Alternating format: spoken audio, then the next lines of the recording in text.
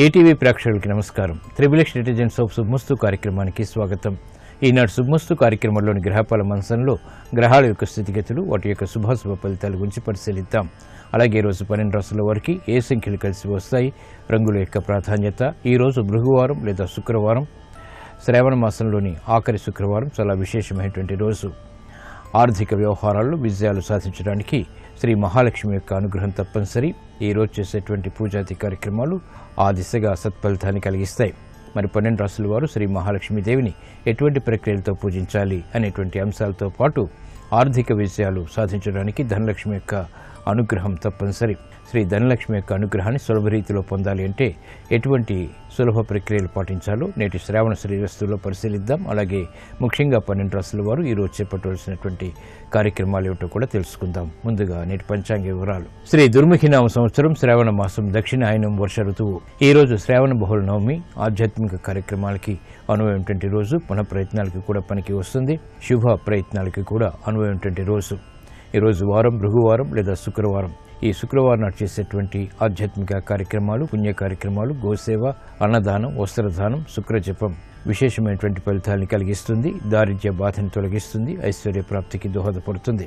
ఈ రోజు నక్షత్రం రోహిణి నక్షత్రం. ఈ రోహిణి నక్షత్రంలో ఈ రోజు పుట్టేటువంటి వారికి ప్రబల శాంతి తప్పనిసరి. అలాగే ఈరోజు రోహిణి నక్షత్రంలో పుట్టేటువంటి వారికి చంద్ర మహాదశుడు ప్రారంభమవుతుంది. ప్రస్తుతం చంద్రుడు యొక్క స్థితి ఉచ్చస్థితి, వృషభ క్షేత్ర స్థితి అయినప్పటికీ శని కుజుల యొక్క వీక్షణ ద్వారా ఇది విశేషమైనటువంటి ప్రతికూలతను కూడా కలిగించేటువంటి అవకాశం ఉంది. ఈ దోష నివృత్తికి శ్రీ లలితా సహస్రనామ పారాయణం బాగా సహకరిస్తుంది. అలాగే ఏకాదశి పూర్వక రుద్రాభిషేకం కూడా ఉపకరిస్తుంది. ఇక గ్రహాల యొక్క స్థితిగతులను కనుక పరిశీలించినట్లయితే చంద్రుడి యొక్క ఉచ్చస్థితి, రవి యొక్క స్వక్షేత్ర స్థితి, బుధుడు యొక్క ఉచ్చస్థితి మరియు స్వక్షేత్ర స్థితి, అలాగే కుజుడు యొక్క స్వక్షేత్ర స్థితి, ఈ రోజు ఉన్నటువంటి గ్రహస్థితి ఇది ఈ రోజు పుట్టేటువంటి వారికి ఉత్తమ ఫలితాలను కలిగిస్తుంది. ఆధిపత్యత శుభ్రైనప్పుడు మంచి యోగాన్ని కలిగించడంలో సమర్థత కలిగినటువంటి గ్రహం. ఈ రోజు భృగువారం లేదా శుక్రవారం. శ్రీ మహాలక్ష్మి యొక్క పూజాది కార్యక్రమాలు దారిద్ర్య బాధను తొలగించి ఐశ్వర్య ప్రాప్తిని కలిగిస్తాయి. శుభమస్తు వీక్షిస్తున్నటువంటి ప్రేక్షకులందరికీ శ్రీ మహాలక్ష్మి యొక్క అనుగ్రహం కలగాలని ప్రార్థిద్దాం.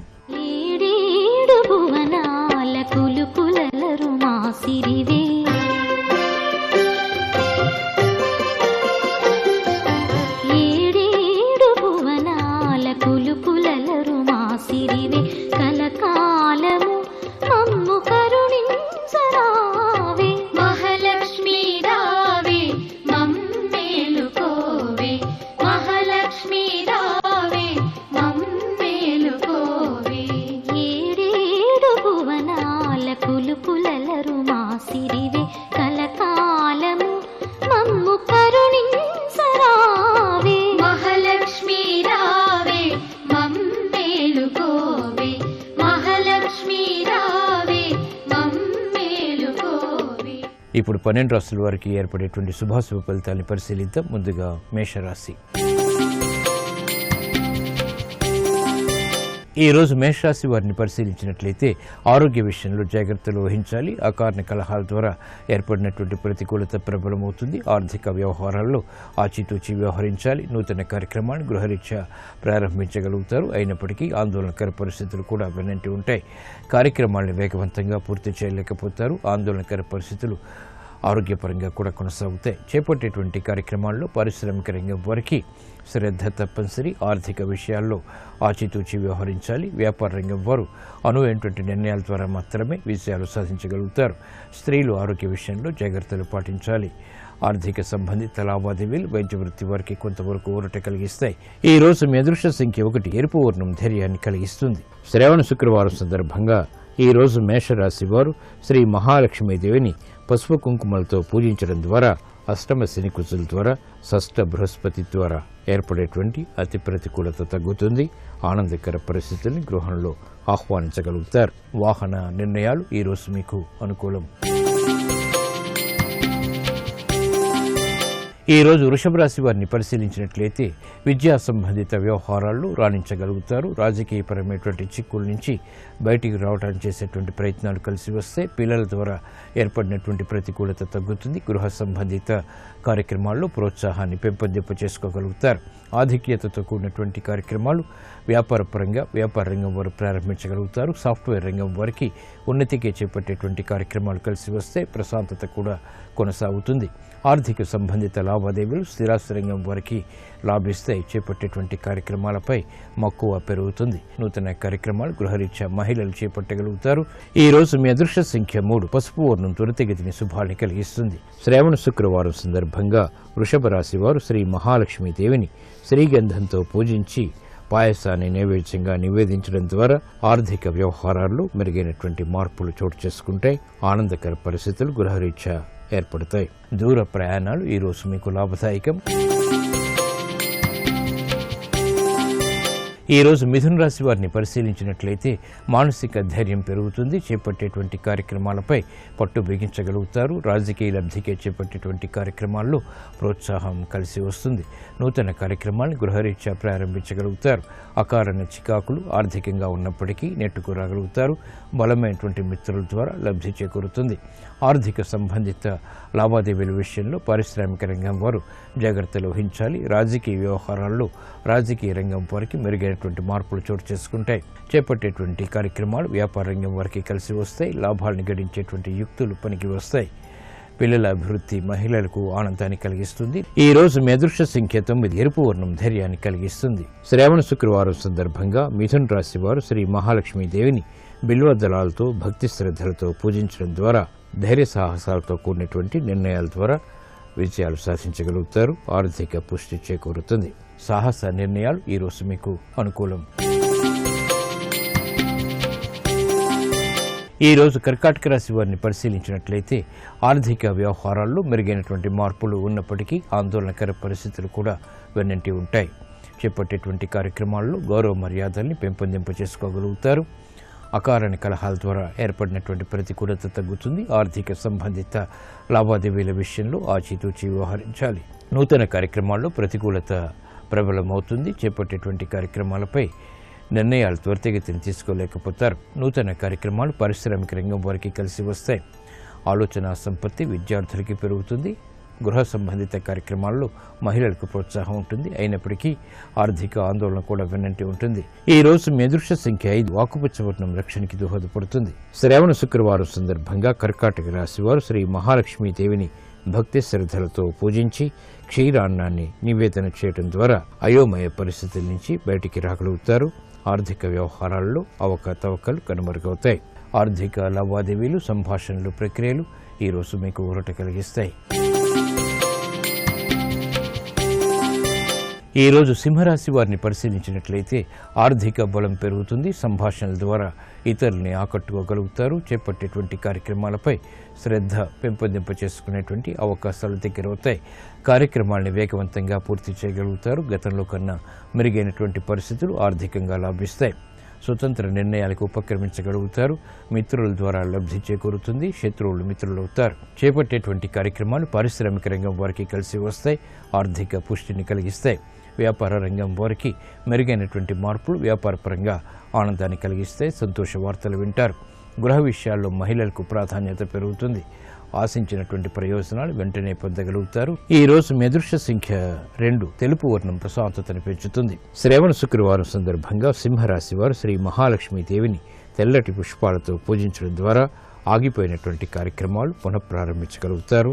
ప్రశాంతత పెరుగుతుంది. నూతన వ్యాపార ఒప్పందాలు ఈ రోజు మీకు లాభదాయకం.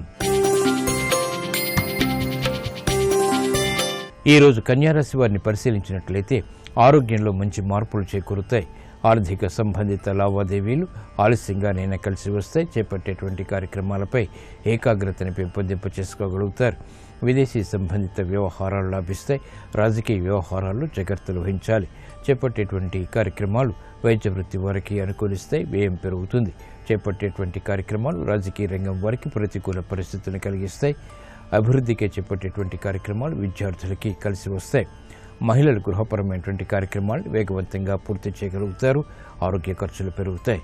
వ్యవహారాల్లో చుక్కెదురు పరిస్థితుల్ని క్రీడారంగం వారు ఎదుర్కోగలుగుతారు. ఈ రోజు మీ అదృష్ట సంఖ్య 6. తెలుపు వర్ణం ప్రశాంతతను పెంచుతుంది. శ్రావణ శుక్రవారం సందర్భంగా ఈ రోజు కన్యారాశి వారు శ్రీ మహాలక్ష్మీదేవిని భక్తి శ్రద్ధలతో పూజించి పెరుగన్నం నివేదన చేయడం ద్వారా విదేశీ సంబంధిత లావాదేవీలు కలిసి వస్తాయి. వ్యయాన్ని నియంత్రించగలుగుతారు. ఆదాయం పెరుగుతుంది. విదేశీ ప్రయాణాలు లావాదేవీలు సంభాషణలు ఈరోజు మీకు అనుకూలం. ఈరోజు తులారాశి వారిని పరిశీలించినట్లయితే ఉద్యోగ ప్రయత్నాలు ఫలిస్తాయి. ఆర్థిక సంబంధిత లావాదేవీల విషయంలో ఏర్పడినటువంటి పేచీలు తగ్గుతాయి. కార్యక్రమ నిర్వహణలో నైపుణ్యం పెరుగుతుంది. ఏకాగ్రత, శ్రద్ధ వంటి వృత్తిలో రాణిస్తాయి. చేపట్టేటువంటి కార్యక్రమాలపై మహిళలకు ప్రత్యేక శ్రద్ధ ఏర్పడుతుంది. ఆర్థిక వ్యవహారాలు రాణిస్తాయి. గృహ విషయాల్లో శుభవార్తలు వింటారు. చేపట్టేటువంటి కార్యక్రమాలు పారిశ్రామిక రంగం వారికి బలాన్ని పెంచుతాయి. గతంలో కన్నా మెరుగైనటువంటి పరిస్థితులు వ్యాపార రంగం వారికి అనుకూలిస్తాయి, ఆనందాన్ని కలిగిస్తాయి. అభివృద్ధి కార్యక్రమాల్ని కార్మిక రంగం వారు చేపట్టగలుగుతారు. వైద్య వృత్తి వారికి అభివృద్ధి ఆర్థికంగా చేకూరుతుంది. వేగవంతమైనటువంటి నిర్ణయాలు క్రీడారంగం వారు తీసుకోగలుగుతారు. ఈ రోజు మీ అదృష్ట సంఖ్య 2. తెలుపు వర్ణం ప్రశాంతతను పెంచుతుంది. శ్రావణ శుక్రవారం సందర్భంగా ఈ రోజు తులారాశి వారు శ్రీ మహాలక్ష్మీదేవిని తులసి దళాలతో పూజించడం ద్వారా ఉద్యోగ ప్రయత్నాలు ఫలిస్తాయి. ఆర్థిక వ్యవహారాలు కలిసి వస్తాయి. గృహ విషయాలు అనుకూలిస్తాయి. వాహన కొనుగోళ్లు వంటివి ఈ రోజు మీకు లాభదాయకం. ఈరోజు వృశ్చిక రాశి వారిని పరిశీలించినట్లయితే ఉద్యోగ విషయాల్లో ఏర్పడినటువంటి ప్రతిష్టంభన తొలగుతుంది. సాహస నిర్ణయాల ద్వారా విజయాలు సాధించగలుగుతారు. ఆరోగ్య విషయంలో ఆందోళన పెరుగుతుంది. ఖర్చులు కూడా పెరిగేటువంటి సంఘటనలు లేకపోలేదు. బాధ్యతలు బాగా పెరుగుతాయి. అభివృద్ధి కార్యక్రమాల్లో ఆటంకాలని క్రమక్రమంగా మాత్రమే అధిగమించగలుగుతారు. ఓర్పు, సహనం వంటివి తప్పనిసరి. ఆర్థిక సంబంధిత లావాదేవీలు పారిశ్రామిక రంగం వారికి మొదట ప్రతికూలత, తరువాత అనుకూలతని కలిగిస్తాయి. వ్యాపార రంగం వారు నూతన కార్యక్రమాల విషయంలో ఆచితూచి నిర్ణయాలు తీసుకోవాలి. దూకుడు నిర్ణయాల ద్వారా సమస్యలు తారసపడతాయి. కార్యక్రమాలను వేగవంతంగా వైద్య వృత్తి వారు చేపట్టగలుగుతారు.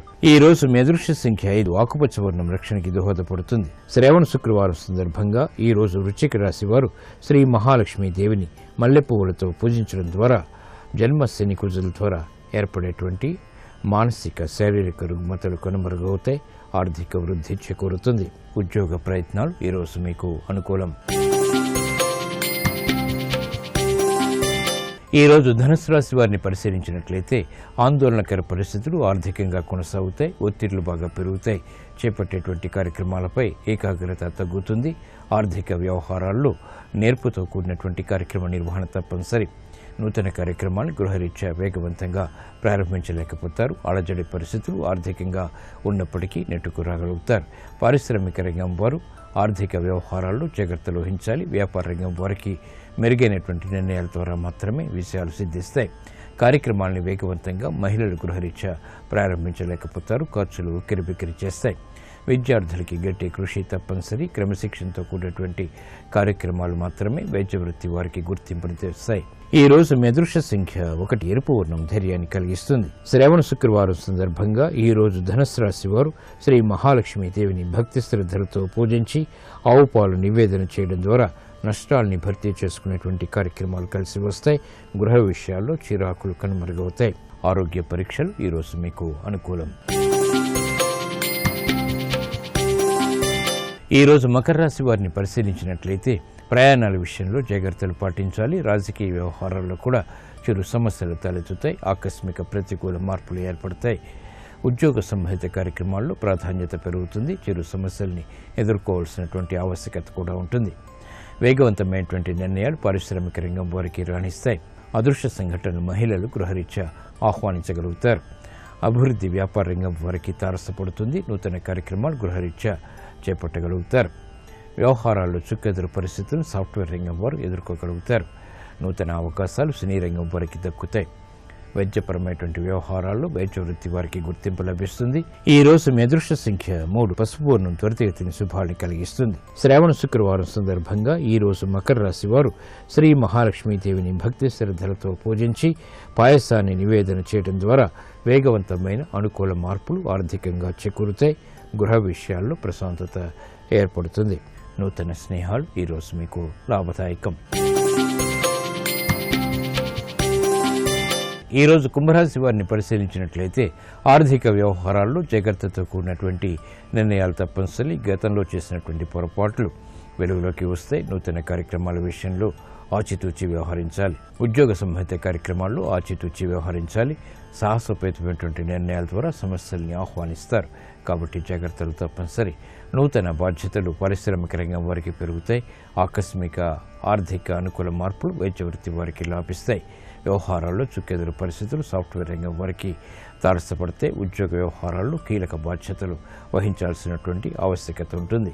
కార్యక్రమ నిర్వహణలో నైపుణ్యం వైద్య వృత్తి వారికి లోపిస్తుంది. ఈ రోజు మీ అదృష్ట సంఖ్య 9. ఎరుపు వర్ణం ధైర్యాన్ని కలిగిస్తుంది. శ్రావణ శుక్రవారం సందర్భంగా ఈరోజు కుంభరాశి వారు శ్రీ మహాలక్ష్మీదేవిని తులసి దళాలతో పూజించడం ద్వారా అష్టమ బృహస్పతి ద్వారా ఏర్పడేటువంటి అనిశ్చిత పరిస్థితులు కనుమరుగవుతాయి. ఆర్థిక వ్యవహారాలు ఆకస్మికంగా లాభిస్తాయి. ఆరోగ్య పరీక్షలు ఈరోజు మీకు మేలును కలిగిస్తాయి. ఈరోజు మీనరాశి వారిని పరిశీలించినట్లయితే శత్రువులు మిత్రులు అవుతారు. రాజకీయ వ్యవహారాల్లో మెరుగైనటువంటి మార్పులు చోటు చేసుకుంటాయి. బలమైనటువంటి కారణాల ద్వారా ఏర్పడినటువంటి అభివృద్ధి ఆనందాన్ని కలిగిస్తుంది. కార్యక్రమాలను వేగవంతంగా పూర్తి చేయగలుగుతారు. సంబంధ బాంధవ్యాలు మెరుగవుతాయి. గృహరీత్యా శుభవార్తలు వింటారు. చేపట్టేటువంటి కార్యక్రమాల్లో మహిళలకు ప్రోత్సాహం లభిస్తుంది. శుభ సంఘటనలు గృహరీత్యా ఆనందాన్ని పెంచుతాయి. వ్యవహారాల్లో చుక్కెదురు పరిస్థితుల్ని సాఫ్ట్వేర్ రంగం వారు ఎదుర్కోగలుగుతారు. ఆర్థిక అనుకూలత ఏర్పడుతుంది. గతంలోని పొరపాట్లు సవరించుకోగలుగుతారు. వ్యవహారాల్లో ఏర్పడినటువంటి అనుకూల పరిస్థితులు వైద్య వృత్తి వారికి రాణిస్తాయి. ఈ రోజు మీ అదృష్ట సంఖ్య 5. ఆకుపచ్చ వర్ణం రక్షణకి దోహదపడుతుంది. శ్రావణ శుక్రవారం సందర్భంగా ఈ రోజు మీనరాశి వారు శ్రీ మహాలక్ష్మీదేవిని గులాబీలతో పూజించడం ద్వారా సంబంధ బాంధవ్యాలు పెరుగవుతాయి. శుభవార్తలు వింటారు. విద్యా ప్రయత్నాలు ఈరోజు మీకు అనుకూలం.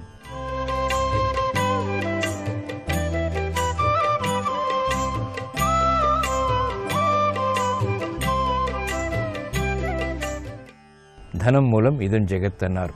గృహస్థాశ్రమంలో ధనం చాలా విశేషమైనటువంటి అంశం. శ్రీ ధనలక్ష్మి అనుగ్రహం పొందటానికి ఎటువంటి సులభ ప్రక్రియలు పాటించాలో శ్రావణ శ్రీరస్తు అంశంలో పరిశీలిద్దాం. శ్రీ ధనలక్ష్మి అనుగ్రహం పొందాలి అంటే, ఆకస్మిక ధన ప్రాప్తి కలగాలి అంటే ప్రతి శుక్రవారం ఇంటి పూజా మందిరంలో పద్మ ముగ్గు వేసి ఆ ముగ్గు మధ్యలో ప్రమిదలో ఆవు నెయ్యి, నువ్వుల నూనె కలిపినటువంటి దీపాన్ని వెలిగించాలి. ఆ నూనె మిశ్రమంలో ఏలకులు, లవంగాలు, కర్పూరం వంటి సుగంధ ద్రవ్యాలు వేయాలి.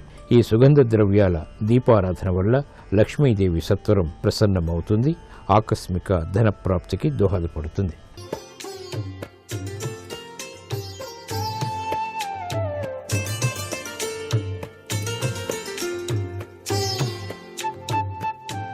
XXX డిటర్జెంట్ సోప్ శుభమస్సు కార్యక్రమంలో గృహబలం అంశానికి స్వాగతం.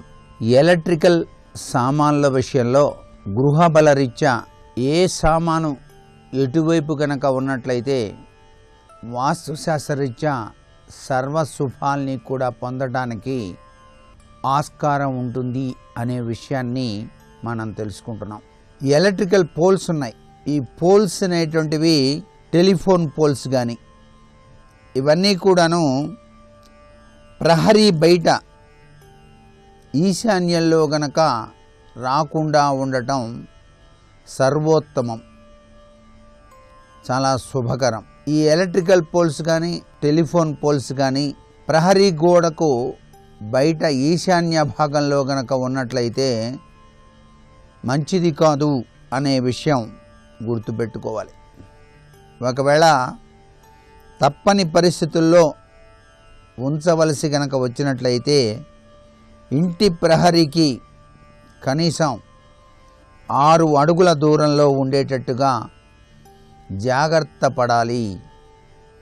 దానివలన చెడు ప్రభావం అనేటువంటిది చాలా వరకు తగ్గిపోవటానికి ఆస్కారం ఉంటుంది. ఈ పోల్స్ ఆగ్నేయంలో కానివ్వండి, నైరుతిలో కానివ్వండి, పడమరలో కానివ్వండి, దక్షిణంలో కానివ్వండి, వాయువ్యంలో కానివ్వండి ఉండవచ్చు. తూర్పులో, ఉత్తరంలో, ఈశాన్యంలో మాత్రం ఉండకూడదు. గదుల్లో మనం ఎలక్ట్రికల్ పాయింట్స్ అమర్చేటువంటి తీరుతెన్నుల్లో కూడాను వాస్తు పాటించాల్సిన పరిస్థితి ఎంతైనా ఉంది. ప్రతి గదిలో ఎలక్ట్రిక్ స్విచ్లు లేదా పాయింట్లు ఆ గదిలో ఆగ్నేయంలో ఉండేటట్టుగా ఏర్పాటు చేసుకోండి. అంటే తూర్పు పడవలో సగం నుండి ఆగ్నేయం వరకు, దక్షిణ పొడవులో సగం నుండి ఆగ్నేయం వరకు వీటిని ఏర్పాటు చేసుకోవచ్చు. అయితే తప్పనప్పుడు వాయువ్య మూల నుండి ఉత్తరం మధ్య వరకు కూడాను ఏర్పాటు చేసుకోవడంలో తప్పు లేదు. నైరుతిలో ఎలక్ట్రిక్ పాయింట్ కానీ బోర్డు కానీ ఉండకూడదు. ఇది మాత్రం బాగా గుర్తుపెట్టుకోవాలి. గదిలో ఏసీలు పెట్టుకునేటువంటి విధి విధానంలో కూడాను వాస్తుని మనం పాటించక తప్పదు. ఏ గదిలోనైనా సరే ఏసీ ఆ గదికి పడమర వాయువ్యంలో పెట్టటం ఉత్తమోత్తమం. అలా వీలు కానప్పుడు దక్షిణ ఆగ్నేయం మంచిది. ఈ రెండు వీలు కానప్పుడు పడమర మధ్యలో కానీ దక్షిణ మధ్యలో కానీ పెట్టడం మంచిదే. ఈశాన్యం మరియు తూర్పు ఉత్తరాలలో ఏసీ అనేటువంటిది ఉండకూడదు. ఫ్రిడ్జ్లు కొన్నప్పుడు ఈ ఫ్రిడ్జ్ అనేటువంటిది ఇంట్లో ఎక్కడ పెడితే బాగుంటుంది అని గనక ఆలోచన చేసినట్లయితే వాస్తుశాస్త్రరీత్యా ఫ్రిడ్జ్ చల్లగా ఉంటుంది కాబట్టి గదికి పడమర మధ్య నుండి వాయవ్యం మూల వరకు ఎక్కడైనా సరే ఏర్పాటు చేసుకోండి. అన్నిటికన్నా శ్రేష్టం ఇదే. అలా వీలు కానప్పుడు గదికి దక్షిణ నైరుతి నుండి దక్షిణ ఆగ్నేయం వరకు దక్షిణం పొడవున ఎక్కడైనా సరే ఏర్పాటు చేసుకోవచ్చు. ఈ విధంగా వీలు కానప్పుడు తూర్పు ఆగ్నేయంలో తూర్పు గోడకు 1 అడుగు దూరంలో ఏర్పాటు చేసుకోవచ్చు. అలాగే ఉత్తర వాయవ్యంలో ఉత్తర గోడకు 1 అడుగు దూరంలో ఏర్పాటు చేసుకోవడంలో తప్పు లేదు. ఫ్రిడ్జ్ తూర్పు ఉత్తర ఈశాన్య దిశల్లో ఎట్టి పరిస్థితుల్లో కూడాను ఉంచరాదు. ఫ్రిడ్జ్ను ఉత్తరానికి తప్ప ఏ దిక్కుకైనా ఎదురుగా పెట్టుకోవచ్చు. ఉత్తరానికి కనుక పెడితే రిపేర్లు వస్తాయి కాబట్టి తూర్పుకు కానీ పడమరకు కానీ ఎదురుగా పెట్టుకోవటం ఉత్తమోత్తమం. ఇక టీవీల దగ్గరికి వచ్చేటప్పటికల్లా చాలామంది టీవీలు అమర్చేటువంటి తీరుతెన్నులు వాస్తుశాస్త్రరీత్యా పాటించాలి. టీవీ ఉంచడానికి సరిగ్గా బాగా కలిసి వచ్చేది ఆగ్నేయ మూల ఉత్తమంగా చెప్పారు. దక్షిణ ఆగ్నేయం తూర్పు ఆగ్నేయంలో కూడాను పెట్టుకోవచ్చు. తూర్పు ఆగ్నేయంలో పెడితే తూర్పు గోడకు 1 అడుగు దూరంలో స్టాండ్ మీద పెట్టాలి. తూర్పు గోడలోని అల్మారాల్లో కూడాను పెట్టరాదు. పడమర గోడ పొడవు మొత్తంలో దక్షిణపు గోడ పొడవు మొత్తంలో ఎక్కడైనా సరే టీవీని అమర్చుకోవచ్చు. ఉత్తరం మధ్య నుండి ఈశాన్యం వరకు తూర్పు మధ్య నుండి ఈశాన్యం వరకు ఉన్న స్థలంలో టీవీ పెట్టకూడదు. టీవీని ఉత్తరానికి తప్ప ఏ దిక్కుకైనా సరే పెట్టుకోవచ్చు. తూర్పు పడమరకు ఎదురుగా టీవీ పెట్టుకోవటం ఉత్తమం. బ్యాటరీ ఇన్వర్టర్ అనేది చాలా అవసరమైపోతుంది ప్రతి వారికి కూడా. దాని రీత్యా ఇన్వర్టర్స్ ఎక్కడ పెట్టాలి? శాసిద్ధంగా ఆగ్నేయంలో ఉంచాలి. వీలు కానప్పుడు నైరుతిలో కూడా ఏర్పాటు చేసుకోవచ్చు ఇన్వర్టర్. అలా కూడా వీలు కానప్పుడు పడమర దక్షిణంలో ఎక్కడైనా ఏర్పాటు చేసుకోవచ్చు. తూర్పు ఉత్తరం ఈశాన్యాల్లో మాత్రం వీటిని ఉంచకూడదు. ఇవి విద్యుత్ అయస్కాంతం శక్తితత్వానికి కారణం కావటం వలన అయస్కాంతాలు పడమర దక్షిణ దిశల్లో మాత్రమే ఉండాలి అంటోంది శాస్త్రం. ఈ ఫ్రిడ్జ్ల విషయంలో కానీ టీవీల విషయంలో కానీ ఇన్వర్టర్ల విషయంలో కానీ చాలా ఆచితూచి అడుగు వేయండి. మరికొన్ని ముఖ్య విషయాలు రేపటి శుభమస్తు కార్యక్రమంలో తెలుసుకుందామా? మరి సర్వే జనా సుఖినో భవంతు.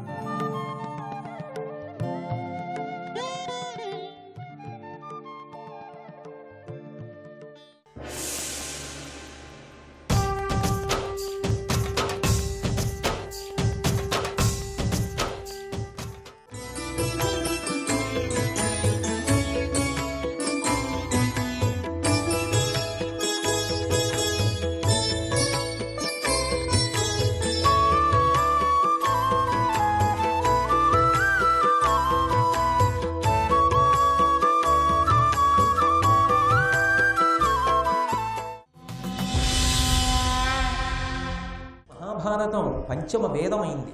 వేదాంతర్గతమైనటువంటి విషయాన్ని తిరుగులేని ప్రబల సాక్ష్యములతో నిరూపణం చేస్తుంది కనుక దాని ద్వారా శాస్త్రమునందు ప్రామాణ్య బుద్ధి కలిగి మనిషి జీవితం ధర్మబద్ధమవుతుంది కనుక.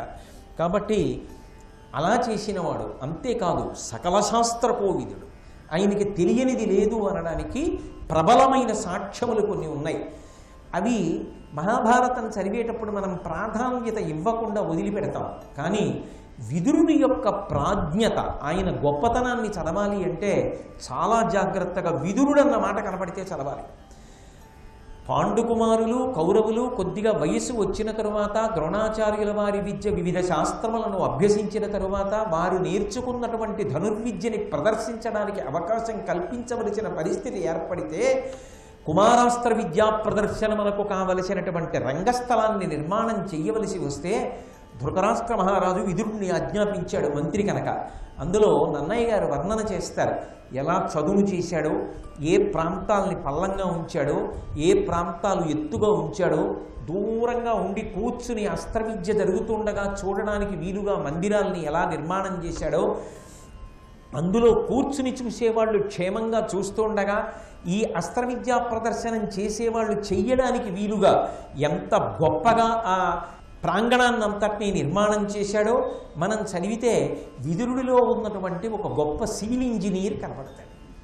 అంటే ఆయన అంత గొప్ప ప్రణాళికా నిర్మాణం చెయ్యగలిగినవాడు, అంత గొప్ప ఆచరణవేత్త, అంత గొప్పగా ఆచరించాడు. ఇందులో అనుకున్న సమయానికి ఆలస్యమైందన్న మాట లేకుండా పెట్టినటువంటి ముహూర్తం లోపల రంగస్థలాన్నంతటినీ కూడా నిర్మాణం చేశాడు. అంతటి దార్శనికుడు విదురుడు. ఆయన ఏది చేసినా అంత శాస్త్రీయంగా ఉంటుంది. అందుకే ఆ రంగస్థల నిర్మాణంలో కూడా ఎటు పల్లం ఉంచాడు, ఎటు ఎత్తు ఉంచాడు, ఎక్కడ మందిరాలు కట్టాడు, ఇవన్నీ వర్ణిస్తారు. అంత గొప్పగా రంగస్థల నిర్మాణములు చేసినవాడు విదురుడు. అలాగే అనుకోకుండా అర్జునుడు గొప్పగా విలువిద్యా ప్రదర్శనం చేస్తూ ఉండగా కర్ణుడు ప్రవేశించినప్పుడు సహజ కవచ కుండలములతో వేరొక బాలభానుడు రంగస్థల ప్రవేశం చేసినంత కాంతివంతమై పిల్లవాడు వస్తే ఆయన కర్ణుడే నా కుమారుడేని గుర్తించినటువంటి కుంతీదేవి తట్టుకోలేక వెళ్ళి నా కొడుకు అని చెప్పలేక తన కొడుకులిద్దరి మధ్య యుద్ధం జరుగుతుంటే ఇది భావి కాలంలో ఎటువంటి విపరీత పరిణామములకు దారి తీస్తుందో అన్న బెంగతో స్పృహ తప్పి కుర్చీలోంచి కింద పడిపోతే ఉత్తర క్షణంలో అతి శీతల చందనోత కాసేకమునన్, ఇవన్నీ మీరు విన్నవే కుంతీదేవి ఘట్టాల్లో, వచ్చి చల్లటి చందనోదకం ఆవిడ ముఖం మీద చిలకరించి ఆవిడ స్పృహ పొందేటట్టుగా చేసిన వాడు విదురుడే. అక్కడ అంతమంది ఉండగా విదురుడే అంత తొందరగా ఎందుకు వచ్చి శీతల చందనోదకాన్ని చల్లాలి అంటే ఒక్కటి జ్ఞాపకం పెట్టుకోవాలి. ఒకడు జారి పడ్డాడనుకోండి, ఒకళ్ళు పకపక నవ్వుతారు, ఒకళ్ళు అలాగే నిలబడతారు, ఒకళ్ళు చూడండి అంటారు, ఒకడు తటాలున పరిగెత్తి పైకెత్తుతాడు, పైకెత్తి ఉత్తర క్షణం వారికి చెయ్యవలసినటువంటి సేవలు చేస్తాడు. అందులో ఎవరు ప్రాజ్ఞుడు అంటే పరిగెత్తికెళ్ళి తాను ఎవరు అన్నది కూడా మరిచిపోయి చేసిన వాడున్నాడే వాడు మానవత్వం ఉన్నవాడు. మిగిలిన వాళ్ళు మనుష్య శరీరముల యందున్న వాళ్ళ పరిణతికి ఒక పరిమితి ఉంది. వాళ్ళకి తమ తమ స్థానములు గుర్తొస్తూ ఉంటాయి, తమ గొప్పతనం గుర్తొస్తూ ఉంటుంది. అందుకని అన్ని వేళలా అందరికీ ఉపకారం చెయ్యడానికి వాళ్ళు రాలేరు. ఎందుకు రాలేరు అంటే మేమింత అధికులం, వాడికి కష్టం వస్తే మాకెందుకు వెళ్ళవలసిన పరిస్థితి మాకేమిటి, మేము వెళ్ళక్కర్లేదు అని ఉత్సవములలో అయితే పాలు పంచుకోగలరు, కష్టములలో అయితే పాలు పంచుకోవడానికి ముందుకు అడుగు వెయ్యలేదు. కొందరి జీవితాలు అలా ఉంటాయి. అలా చిన్న చిన్న సంఘటనల్లో కూడా కనపడతారు. అక్కడే ఉంది గాంధారి, అక్కడే ఉన్నారు ఎందరో. కుంతీదేవి స్పృహ తప్పి కుర్చీలోంచి పడిపోతే వెళ్ళి నీళ్లు చిలకరించిన వాడు లేరు. విదురుడు వెళ్ళవలసి వచ్చింది. ఎవడు విదురుడు? ఆ రాజ్యమునకు మంత్రి. జరుగుతున్న కార్యక్రమాన్నంతటినీ కూడా పర్యవేక్షించవలసిన వాడు. ఆయనకి ఏది ప్రధానమైంది అంటే అయ్యయ్యో ఎదురుగుండా పడిపోయినటువంటి వ్యక్తి వదిన గారు తల్లితో సమానం. ఆమె పడిపోయింది కాబట్టి ఆమె వెంటనే స్పృహలోకి రావాలి. తాను ఆజ్ఞాపించవచ్చు ఎవరినో, కానీ ఆయన ఆజ్ఞాపించడానికి పరిమితం కాలేదు. ఆయన గబగబా పరిగెత్తి శీతల చందనోదకాన్ని చల్లి పైకెత్తాడు. ఒక మనిషిగా బ్రతకడం అంటే ఏమిటో, అలా బ్రతకలేనప్పుడు అది ఎంత అసహ్యంగా ఉంటుందో మహాభారతం చదువుకున్నా అర్థం చేసుకున్నా తెలుస్తుంది. కాబట్టి విదురుడు ఎవరు అంటే కష్టంలో ఉన్న వాళ్ళ కోసం తన స్థాయిని కూడా మరిచి ముందుకు రాగలిగిన వాడు విదురుడు. అంతటి మహానుభావుడు. నిజానికి ఇవాళ సేవా కార్యక్రమాలు నిర్వహించేటటువంటి వాళ్ళు ముందు ఎవరి మూర్తిని పెట్టి నమస్కారం చేసి మొదలెట్టాలి అంటే బహుశः విదురుడి యొక్క మూర్తిని పెట్టి నమస్కారం చేయాలి. అంతటి ఆచరణాత్మకమైనటువంటి సిద్ధాంత ప్రజ్ఞ కలిగినటువంటి వాడు.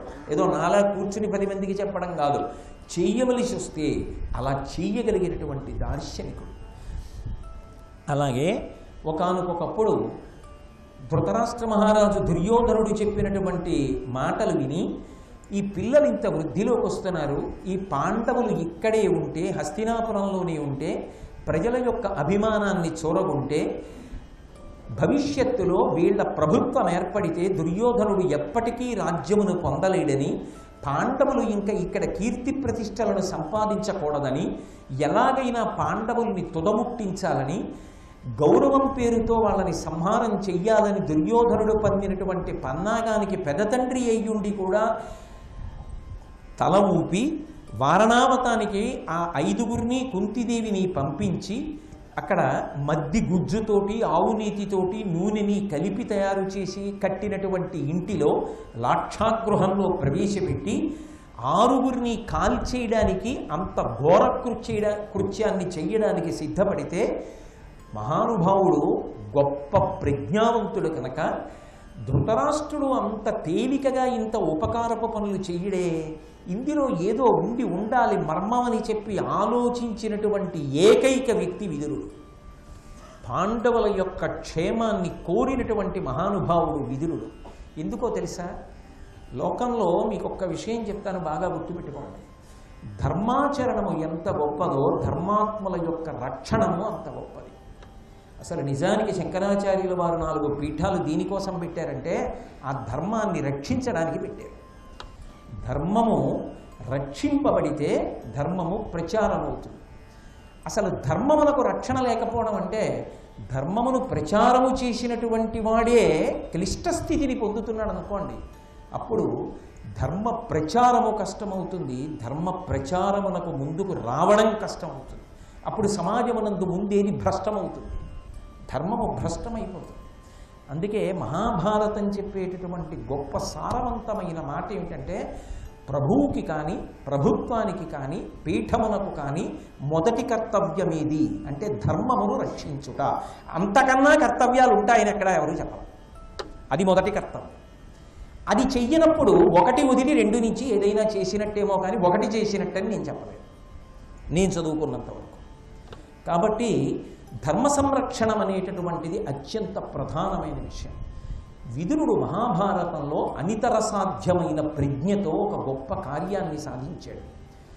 విదురుడొక్కడు ఆ రోజున మనసు పెట్టి ఉండకపోతే ధృతరాష్ట్రుడు పంపించాడు ఏమవుతుంది లేని ఊరుకు నుండుంటే 5గురు పాండవులు కుంతీదేవి అందులో కాలిపోయి ఉంటే ఎంత ప్రేమ గుండెల్లో ఉందని మాట్లాడితే మాత్రం కలిసి వచ్చేది ఏముంది నాకు చెప్పండి?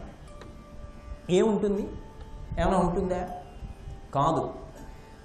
నిరంతరము ధర్మాత్ముల యందు ఒక కన్ను ఉంచి వారి యొక్క రక్షణ కొరకు పాటుపడడం దేనికన్నా గొప్పది.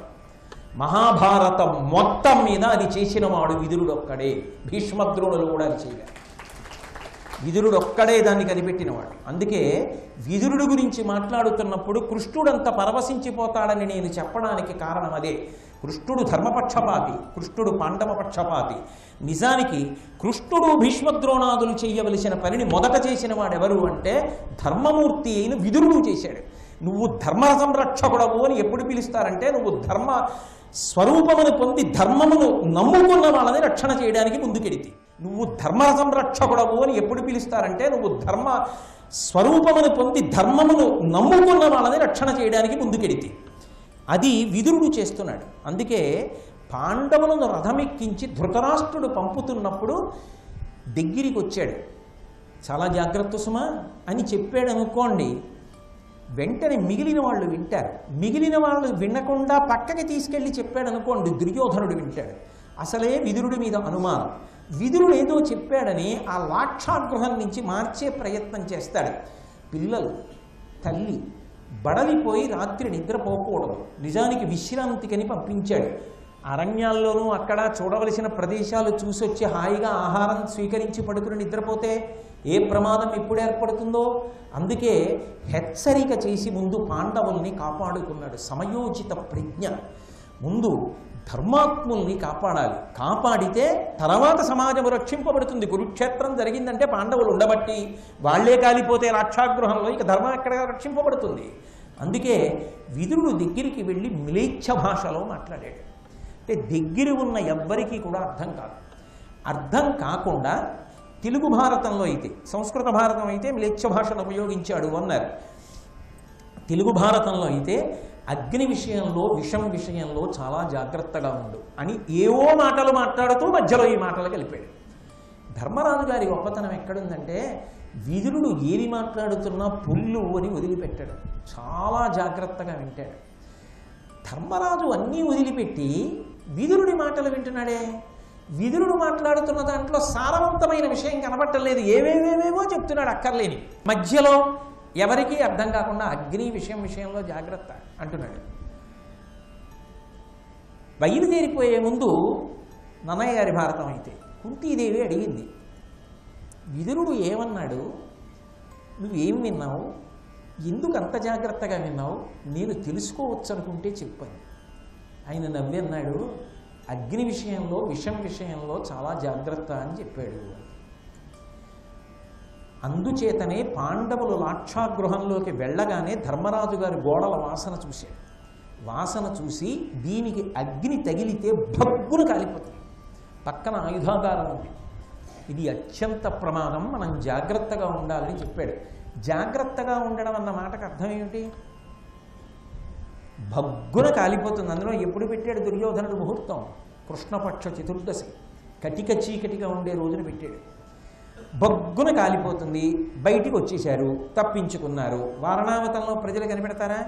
కానీ ప్రమాదములను ఆపుతాడా దుర్యోధనుడు? వాళ్ళ మీద పగపట్టి ఉన్నాడు కాబట్టి వాళ్ళని సంహారం చేసే ప్రయత్నం చేస్తాడు. ఇది ఎంతకాలం తెలియకుండా ఉండాలి పాండవులు క్షేమంగా ఉన్నారన్నమాట. అంటే వాళ్ళకి ప్రమాదం కల్పించడం అంత తేలిక కాకుండా వాళ్ళు క్షేమకరమైన స్థానము చేరిపోయే వరకు కాపాడుకోవాలి. ఇది విదురుడి ప్రజ్ఞ. అందుకు విదురుడు మహానుభావుడయ్యాడు భారతంలో. అందుకే ఆ ధర్మరాజు గారు బయలుదేరుతున్నప్పుడు ఒక మాట చెప్పాడు, నువ్వు అగ్ని విషయంలో, విషం విషయంలో జాగ్రత్త. నేను దుర్యోధనుడు మాట్లాడే మాటలు, చేసే చేష్టితములను పరిశీలిస్తూ ఉంటాను. నీకు ఎప్పుడు ఏ కబురు చెయ్యాలో ఆ కబురు అందుతుంది, దాన్ని నా ఆజ్ఞగా వెంటనే అమలు చేయి అని చెప్పి పాండురాజుని స్మరించాడు. అది ప్రేమ. అరే కష్టంలో ఉన్నారే, అప్పుడు స్మరించింది స్మరణ. ఒకడు సుఖంలో ఉన్నప్పుడు స్మరించింది స్మరణ కాదు, ఒకడు కష్టంలో ఉన్నప్పుడు స్మరించాలి. ఎన్ని మాటలు వెళ్ళాడు ప్రతి చనిపోయిన ఇంటికి వ్యాసుడి జీవితంలో. ఎంతమంది కష్టంలో ఉన్నప్పుడు వెళ్ళి మాట్లాడాడు. కష్టంలో ఉన్నప్పుడు పలకరించడం చేతకాని వాడిని పూర్ణమైన విషయాలు తెలిసినవాడిగా నువ్వు ఎందుకు పరిగణిస్తావు? వాడు చాలా సంస్కారమును పొందవలసిన వాడు ఇంకా. కాబట్టి ఏమైంది, కష్టంలోకి వెడుతున్నారేమో అంటే ఇది చెప్పి, పాండురాజు లేకపోబట్టి కదూ ఈ పరిస్థితి ఏర్పడింది, వీళ్ళకి తండ్రి ఉంటే కాపాడుకోడా, ధృతరాష్ట్రుడు కన్నెత్తి చూడగలడా, దుర్యోధనుడు కన్నెత్తి చూడగలడా, ఆ పాండురాజు లేకపోబట్టి కదా అని పాండురాజుని స్మరించి కన్నుల వెంట నీళ్లు పెట్టుకున్నాడు. ఒక వ్యక్తి యొక్క శీల వైభవం, మనిషి మనిషిగా బ్రతకడం అంటే అది. భారతంలో ఇంత చిన్న విషయాలను కూడా ఎందుకు స్పృశించారు అంటే అలా బ్రతకడం నేర్చుకో, మనసుకి ఆ ఆర్ద్రతని కల్పించుకో. అది రానినాడు మిగిలినవి ఎన్ని వచ్చినా చాలా పెద్ద లోటేదో నీలో ఉండిపోయిందని గుర్తు. ఇది నేర్పుతోంది భారతం. మనిషి మనసుకి ఆర్ద్రత ఉండి తీరాలి.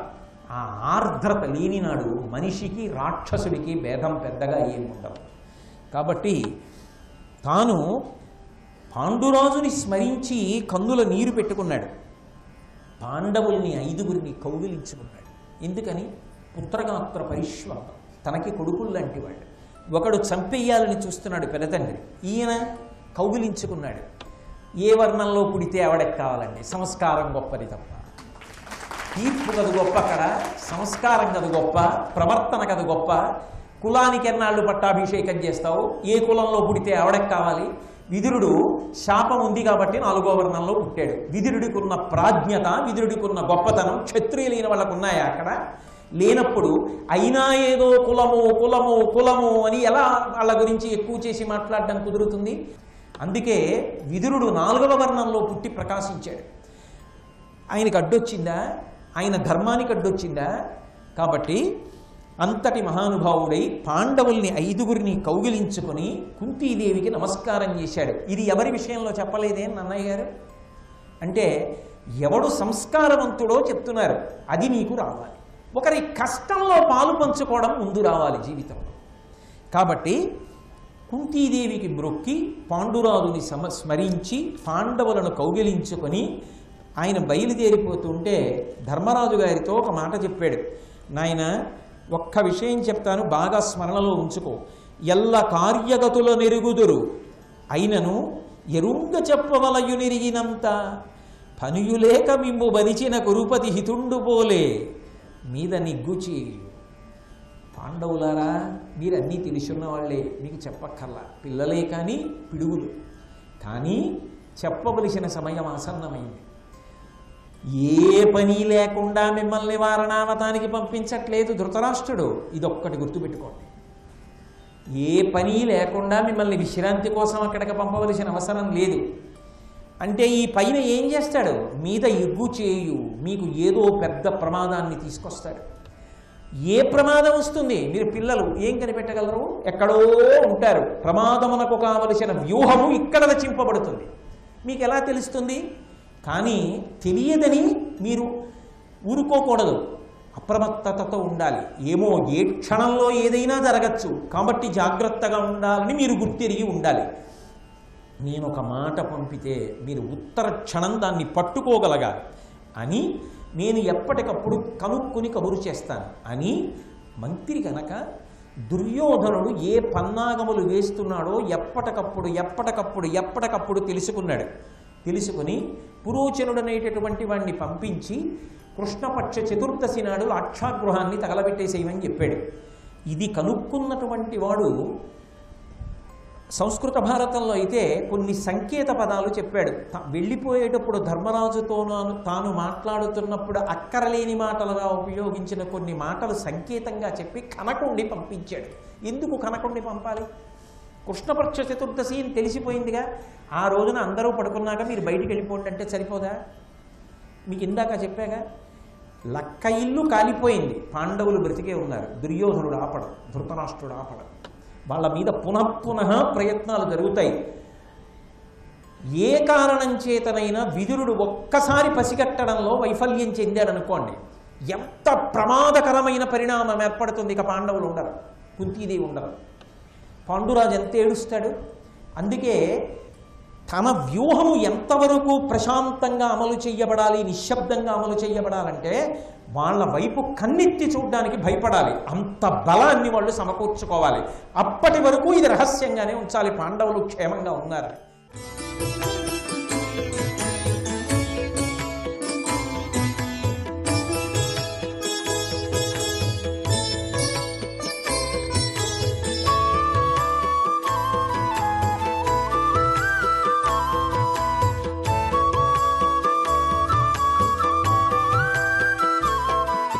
సర్వం శ్రీ ఉమామహేశ్వర పరబ్రహ్మార్పణమస్తు.